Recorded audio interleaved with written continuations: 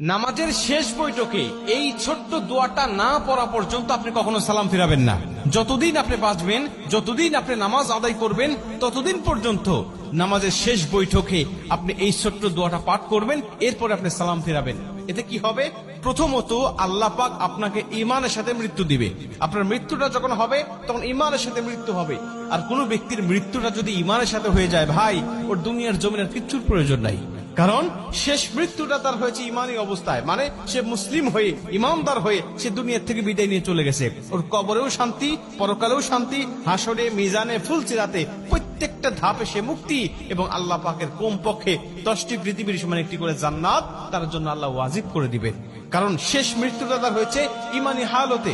সাহাবীদের মধ্যে অনেকেই ছিল যারা শেষ অবস্থায় ঈমান গ্রহণ করে তারা জান্নাতি হয়ে গেছে। আবার অনেকেই আছে রাসূল সাল্লাল্লাহু আলাইহি ওয়াসাল্লামের সাথে থেকেছে, নবীজির সাথে নামাজ পড়েছে, কিন্তু সে মুনাফিক হয়ে, বেঈমান হয়ে শেষ বিদায় নিয়েছে। আল্লাহ পাক তাদের জন্য জাহান্নাম অবধারিত করে রেখে দিয়েছে। ঠিক তেমনি ভাবে মানুষের শেষ অবস্থাকে আল্লাহ পাক বিবেচনা করে। ঈমানদার হয়ে মৃত্যুবরণ করতে পারলে তার জীবনের কিচ্ছু প্রয়োজন নাই। এজন্য আল্লাহর কাছে এই দোয়াটা করতে পারলে আপনি ঈমানদার হয়ে দুনিয়া থেকে বিদায় নেবেন। 2 নম্বরের দোয়াটা পাঠ করলে আপনার কবরে আযাব আল্লাহ ক্ষমা করে দিবে। আপনার কবরে আযাব হবে না, কবরের মধ্যে কোনো ফিতনা হবে না। নবীজি বলেন, যে ব্যক্তি কবরের আযাব থেকে মুক্তি পেয়ে গেল, সব ধাপ থেকে সে মুক্তি পেয়ে গেল। কারণ কবর হলো প্রথম ঘাঁটি। এই ঘাঁটি থেকে মুক্তি পেয়ে গেলে আল্লাহ পাক সব ঘাঁটিতে তাকে মুক্ত করে দিবে এবং তাকে জান্নাত দান করবে।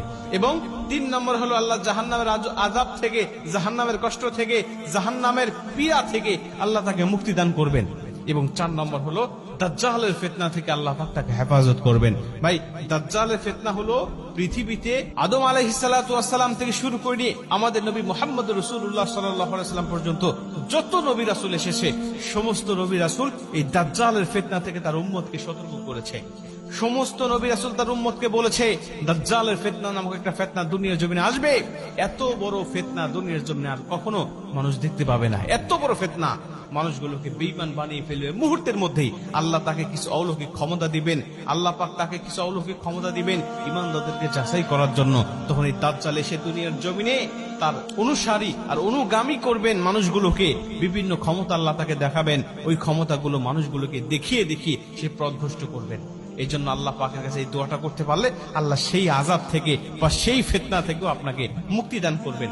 দোয়াটা ছোট্ট দোয়া আমি আপনাদেরকে বলি, সেটা হলো আল্লাহুম্মা ইন্নী আউযু বিকা মিন আযাবিল কবর, আল্লাহুম্মা ইন্নী আউযু বিকা মিন আযাবি জাহান্নাম, আল্লাহুম্মা ইন্নী আউযু বিকা মিনাল মাহইয়া ওয়া মামাত, আল্লাহুম্মা ইন্নী আউযু বিকা মিন ফিতনাতি মাসিহিদ দাজ্জাল।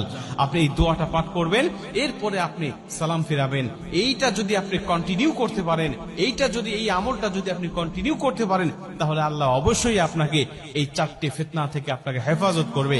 ঈমানের সাথে মৃত্যু হবে, কবরের আযাব থেকে রক্ষা করবে, জাহান্নামের আযাব থেকে রক্ষা করবে, এবং আল্লাহ পাক আপনাকে ফিতনা, দাজ্জালের ফিতনা থেকে আল্লাহ হেফাজত করবে। তার মানে আপনি দুনিয়াতেও শান্তিতে বসবাস করতে পারবেন, এবং দুনিয়া থেকে বিদায় নেওয়া থেকে শুরু করে নিয়ে প্রত্যেকটা ধাপে আল্লাহ আপনাকে শান্তির ব্যবস্থা করে দিবেন, এবং শেষ শান্তির জায়গা জান্নাতের মধ্যে আল্লাহ আপনাকে চিরস্থায়ী বাসিন্দা করে দিবেন।